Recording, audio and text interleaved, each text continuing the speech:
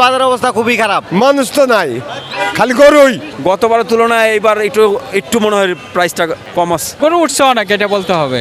কম দামে বিক্রি হইতেছে। বাজারের অবস্থা ভালো না। বাজারে এক গাড়ি গরু নিয়ে আসি, 2-3 আধা ঘন্টা নজ দিয়ে গরু বাঁচলাম।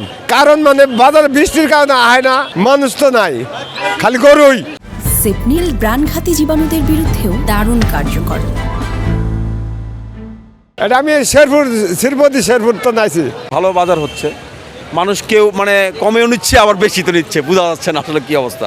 গতবারের তুলনায় এইবার একটু মনে হয় প্রাইসটা কম আছে। একটু কম হয়েছে আজকে, কালো ভালো ছিল। এই যে বৃষ্টির কারণে আজকে একটু কম, তাছাড়া গরুর কারণে হয় নাই, বৃষ্টির কারণে এলো অসহ্য লাগতেছে কাকা।